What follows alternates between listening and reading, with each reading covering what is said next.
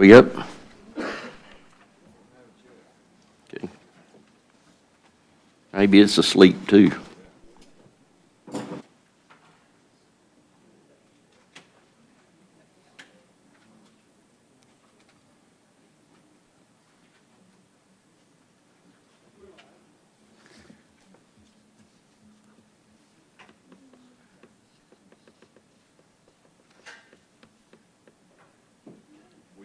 Mark's up. Okay, good morning, everyone. Today is Tuesday, September 27th, 2022. It's now 8 a.m., a little early for some of us. But thank you all for being here this morning. We had to set the meeting a little earlier today. We have a state official coming in at our regular agenda time, and we needed to be in attendance, so we had to move it up to get this meeting in. So thank y'all for being here early. At this time, I'll call the meeting to order. We have asked Commissioner Martin to lead us in prayer, and we're going to ask the 4-H Club to lead us in the pledges. All right. All right, everybody stand, please.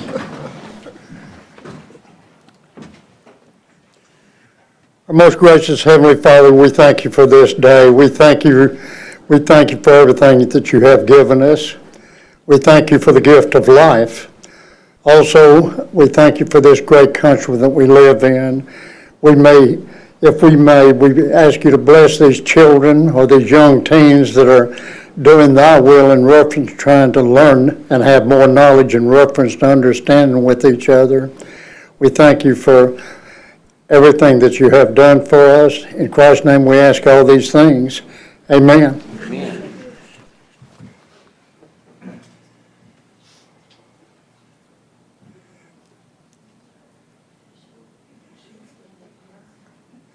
And we got one coming, Judge.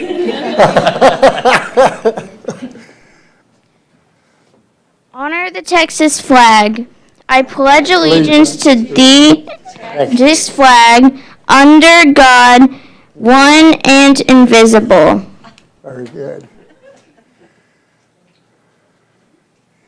I pledge allegiance to the flag of the United States of America and to the republic for which it stands, one nation, under God, indivisible, with liberty and justice for all.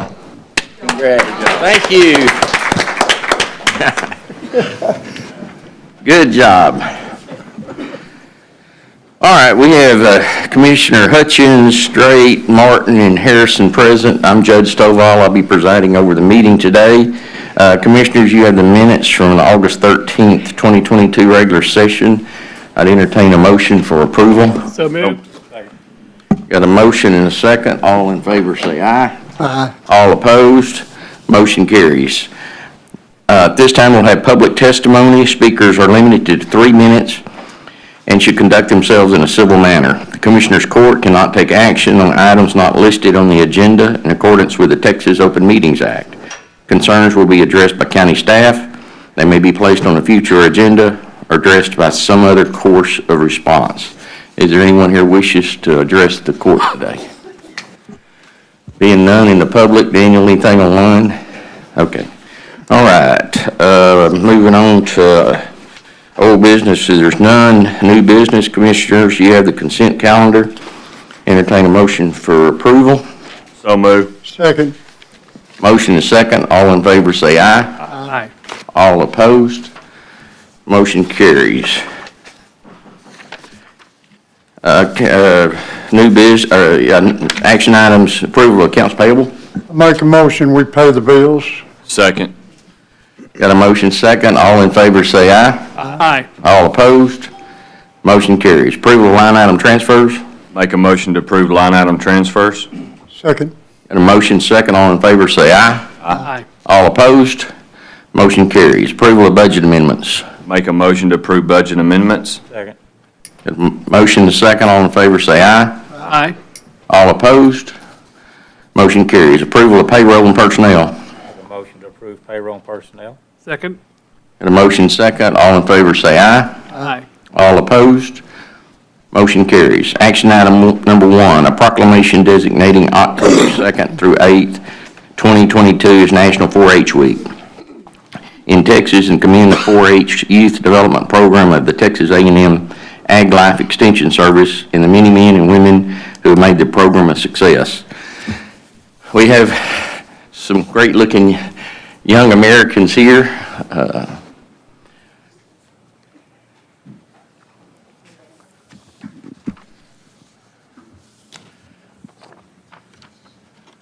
At this time, I'll read the proclamation.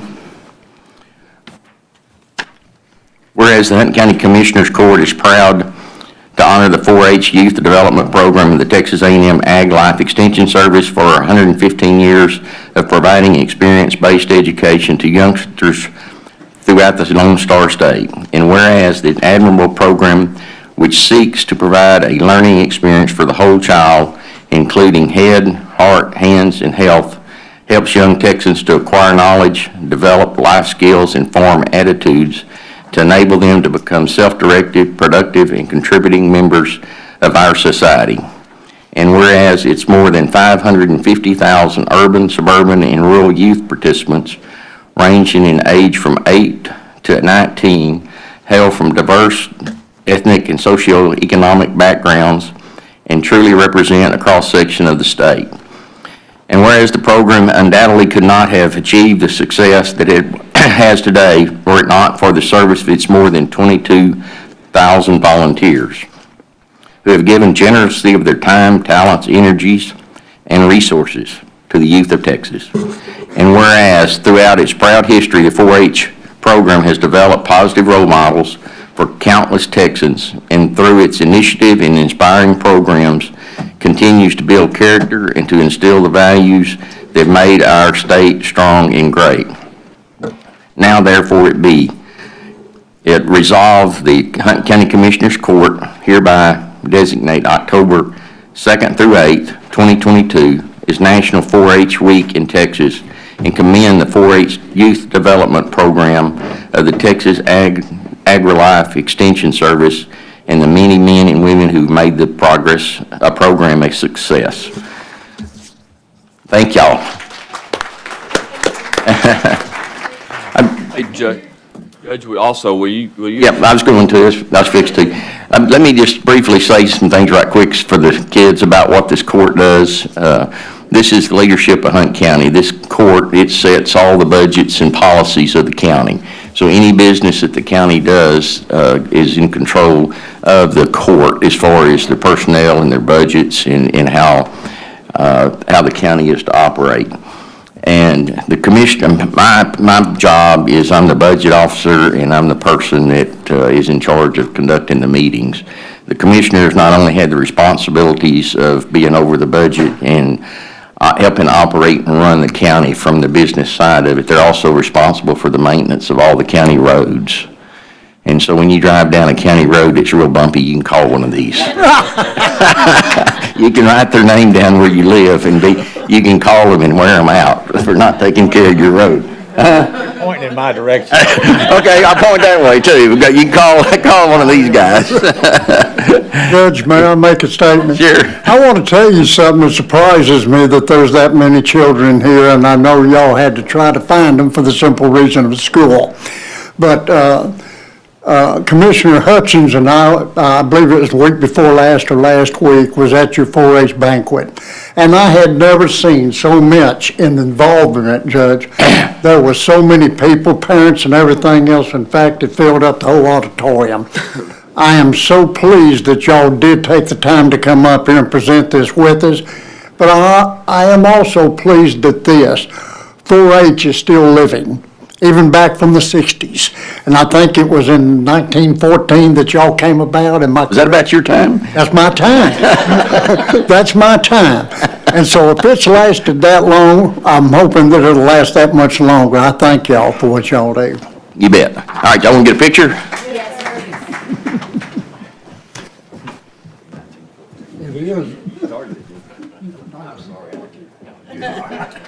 That is funny.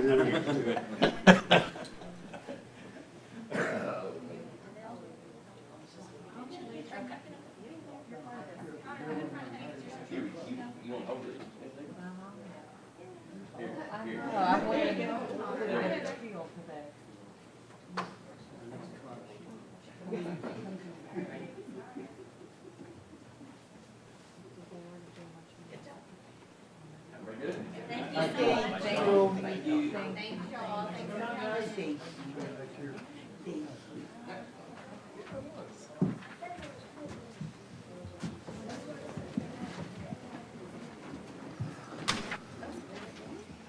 I don't know. I didn't try to give you this.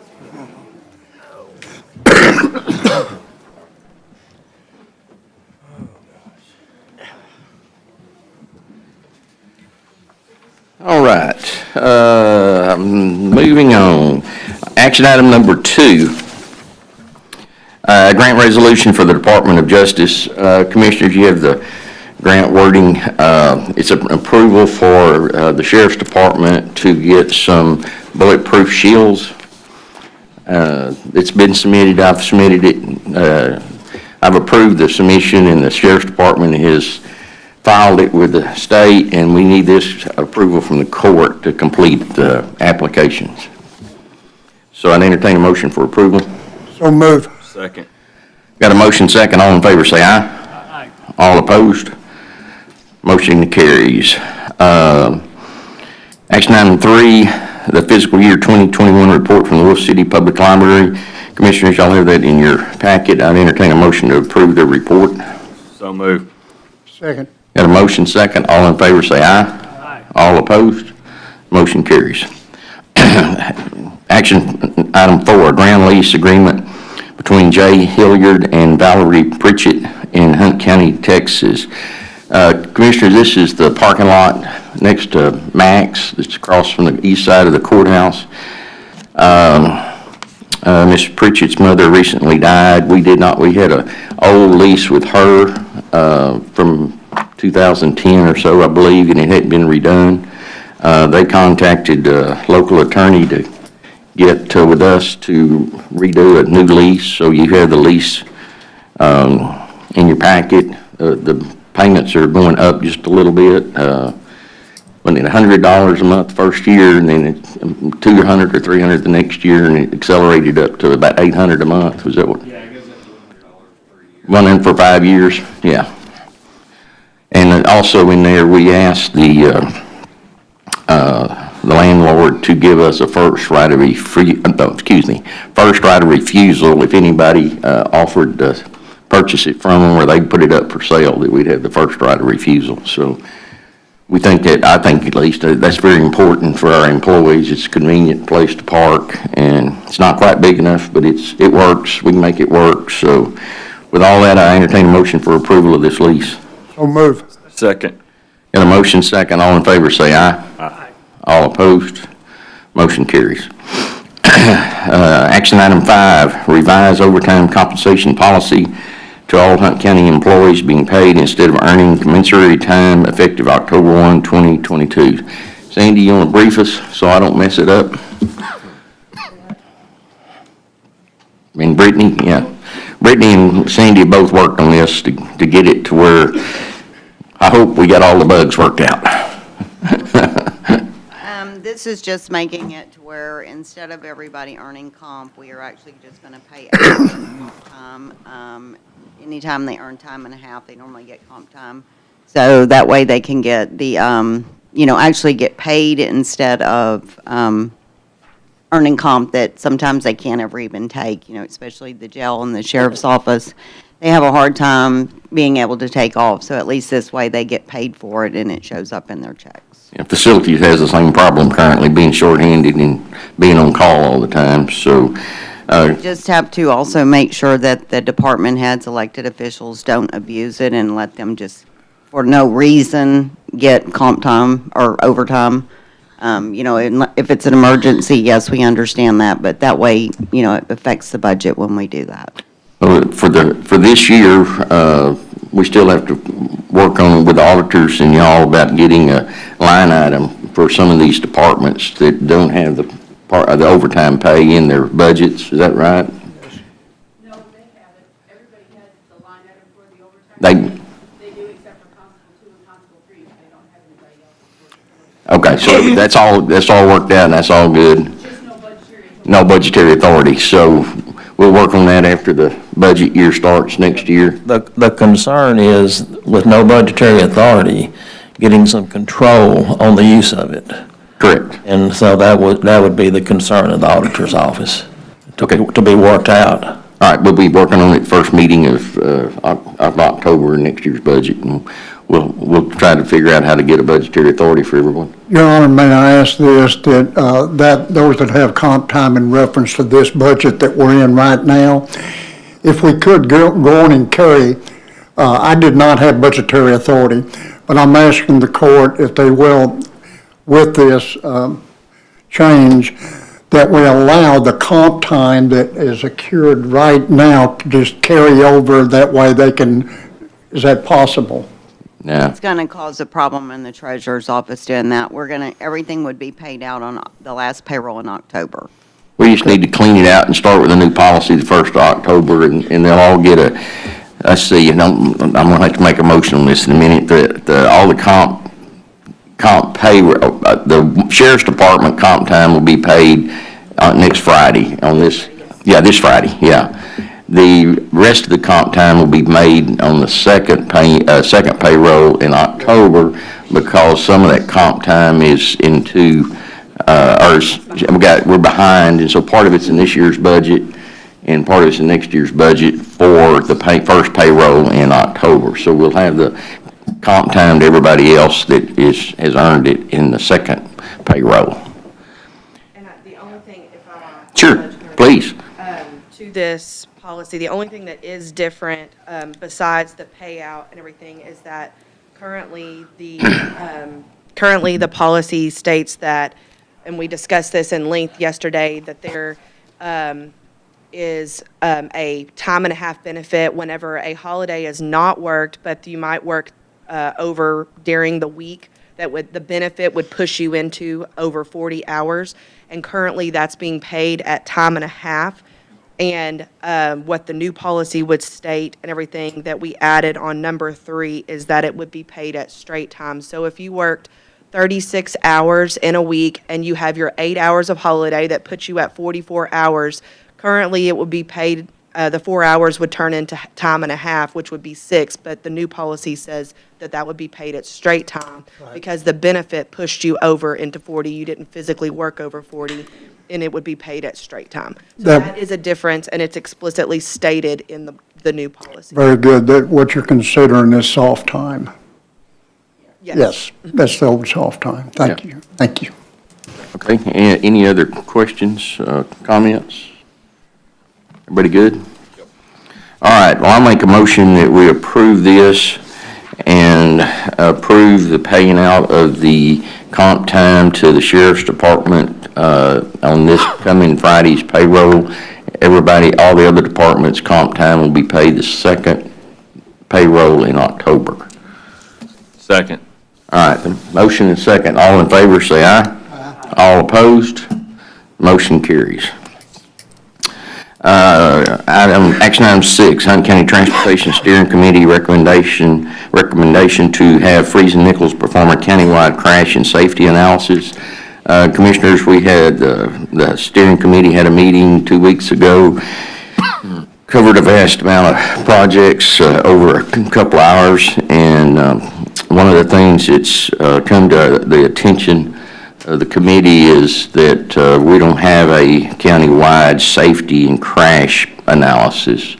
And there is some new grant money out there that might be available for back-to-school safety zones and different things, but since we don't have any, at least it's my understanding, since we don't have this report, it makes it harder for us to get a grant or identify where we could ask for a grant. And plus, it just helps us with, planning roads going forward with all that we're doing with the TxDOT highway right-of-ways.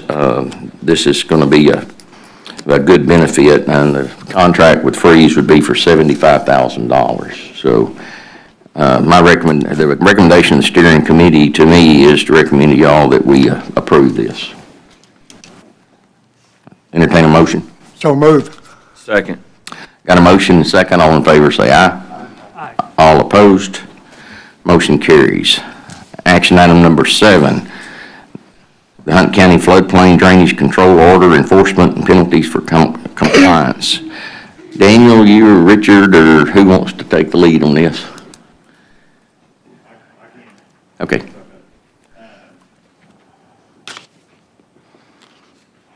correct. I'm not sure if you guys had time to look at what I sent last night, but it was the same thing I sent a week ago or so with a couple of grammatical changes on page 23. But those are in section G, 1, 2, and 3. Basically, I changed Public Works Department to Floodplain Administrator in 2 spots, and then corrected the spelling of the word information. Otherwise, this is the same one that came back. This is sort of the culmination of several months of work that we've been working with Richard's office. David and Brittany worked with me on putting together a completely new floodplain order. This doesn't replace the 2 orders that were adopted previously. In fact, it incorporates them by reference. That's important for future enforcement of things that already occurred in the past. And there's definitely several floodplain violations that they're working on. Basically, this tracks a lot of the language of the statutes at issue, and basically will automatically update as the legislature changes definitions, so that our floodplain order is never out of sync with state law, which is important because a county can't enforce something that the state says you can't enforce. This is a more complete order. It's basically an ordinance. It's a new law, effectively, but this goes through all the necessary parts that are required by statute. We looked at all the different floodplain ordinances for counties of similar size, and then also looked at the bigger counties, although a lot of their requirements are things that we can't require because we don't have 1.5 million people. This goes through a very long section of definitions. The meat really starts on page 4, or page 14, sorry. But it goes through all the general provisions of things you can and can't do. Talks about the administration, which is going to come from Richard's office.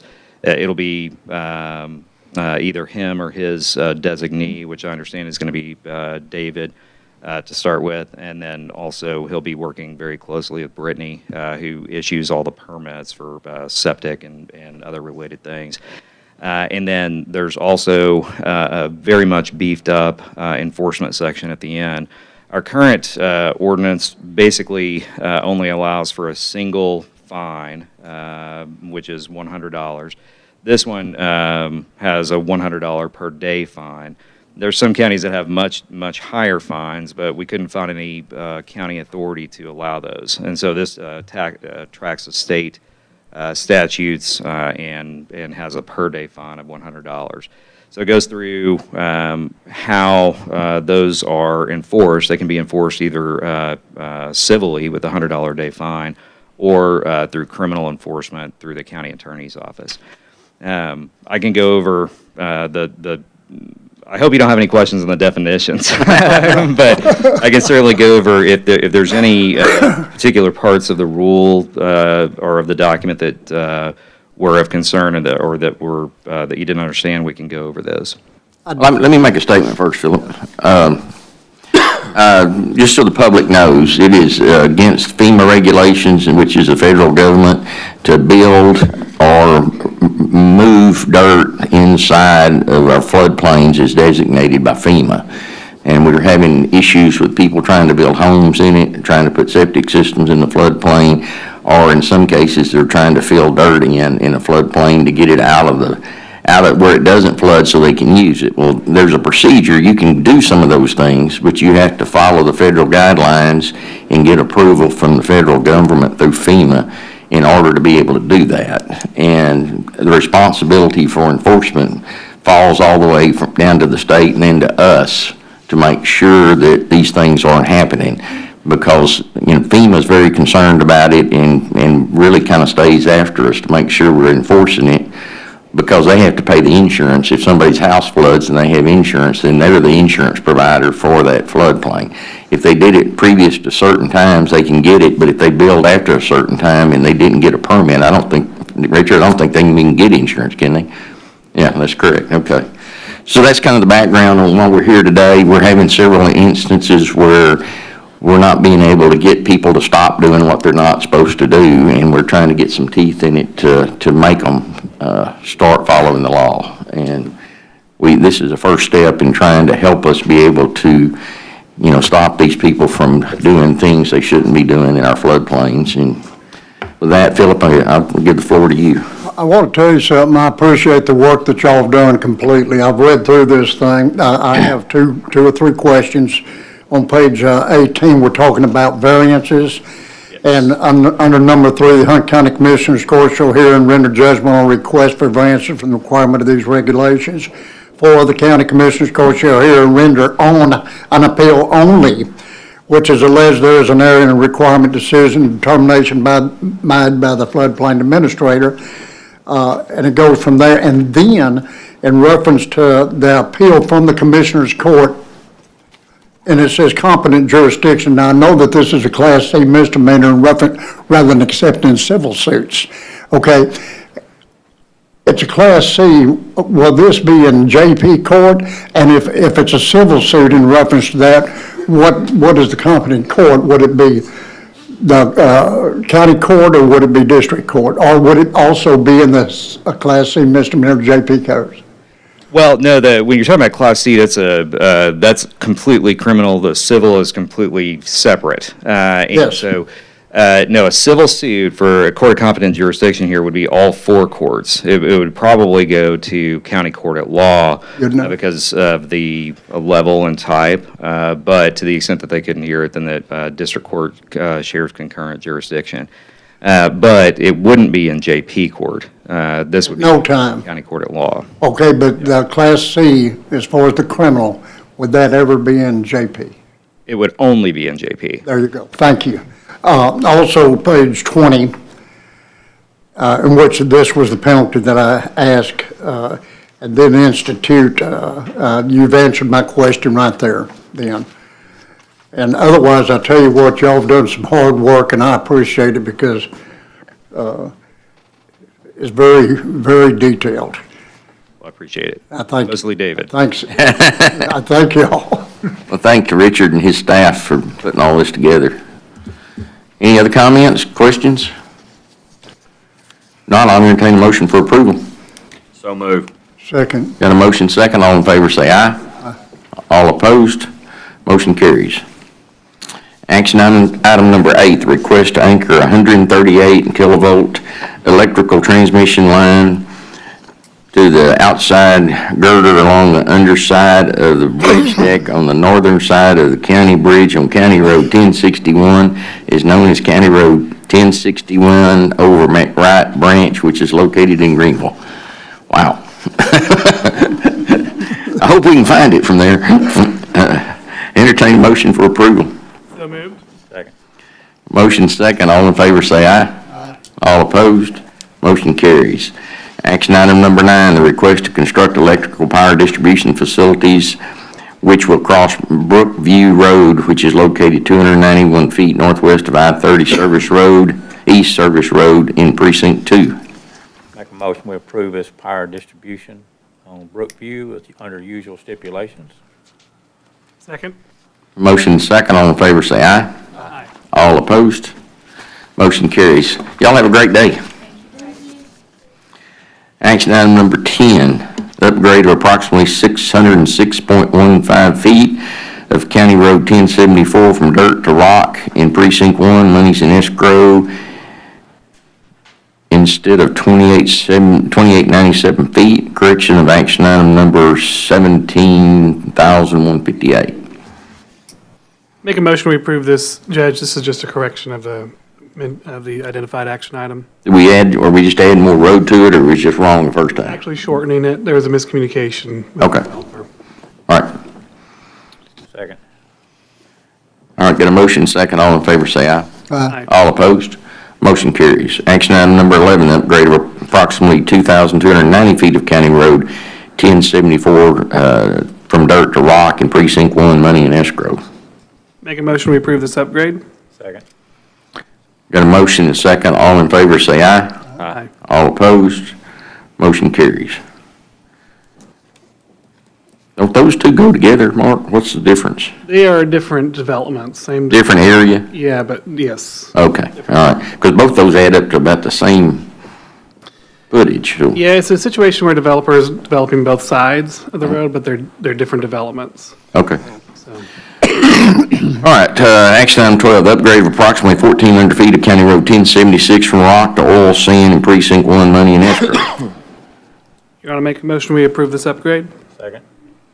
Got a motion second, all in favor say aye. Aye. All opposed, motion carries. Action item number 13, the upgrade of approximately 2,540 feet of County Road 1083 from dirt to rock in Precinct 1 at county's expense.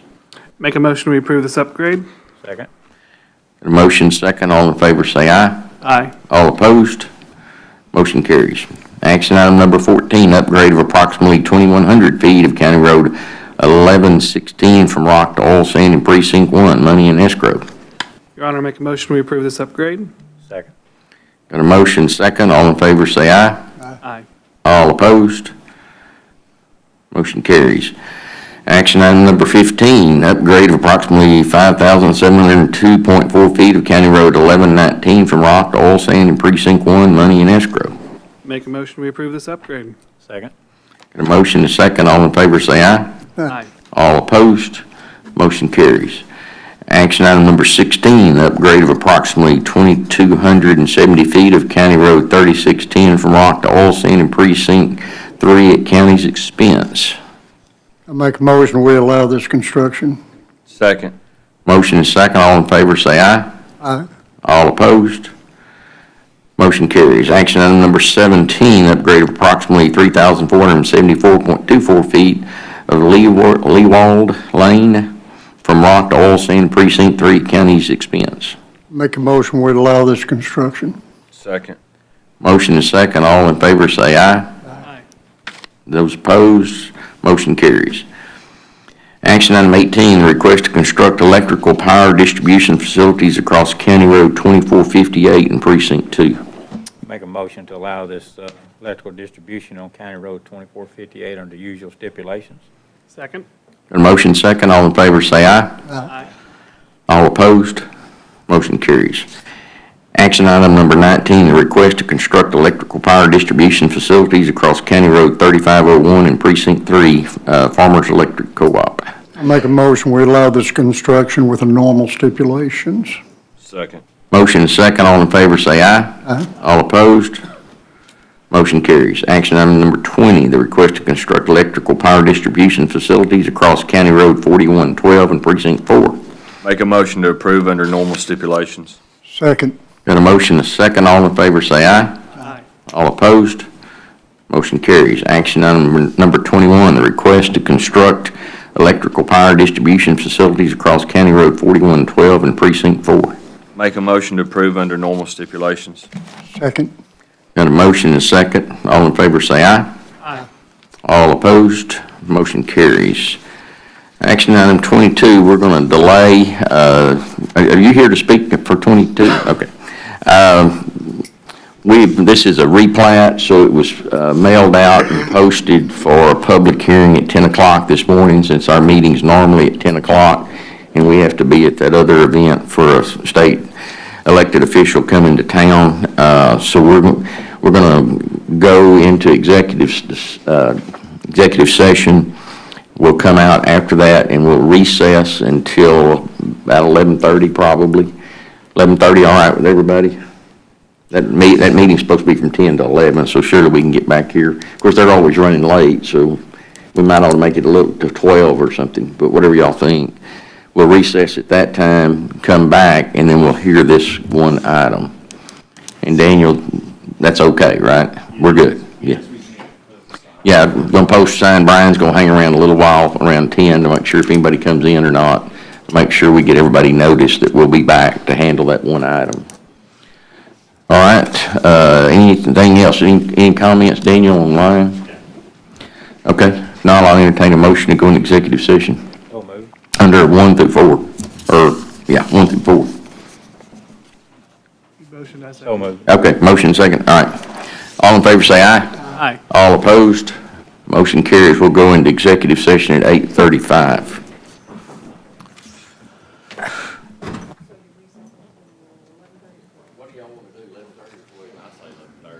Chevron, whatever.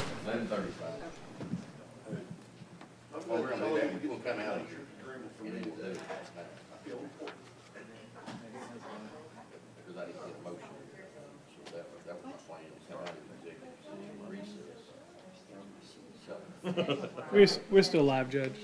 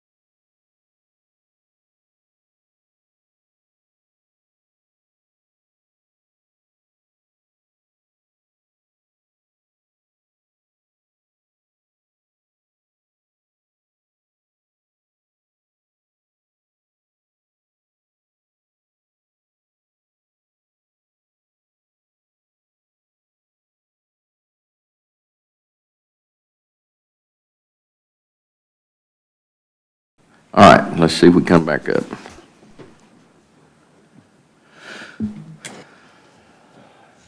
We're up.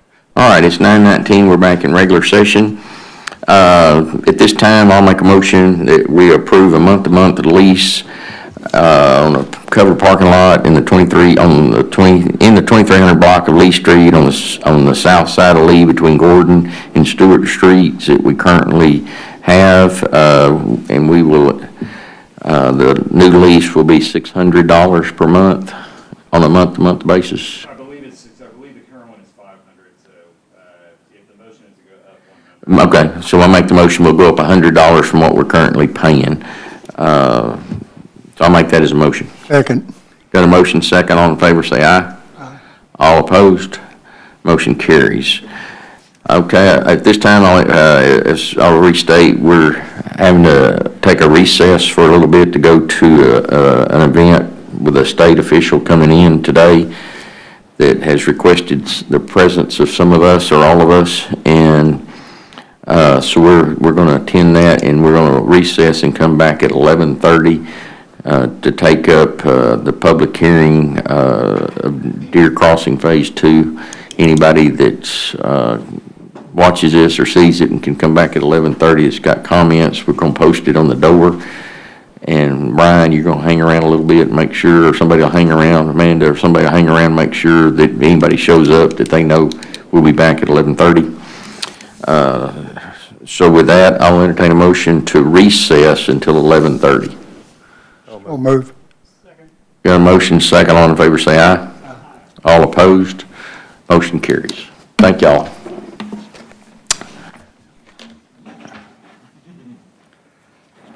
I'm gonna leave that up, so I just turned it off to make sure it goes off.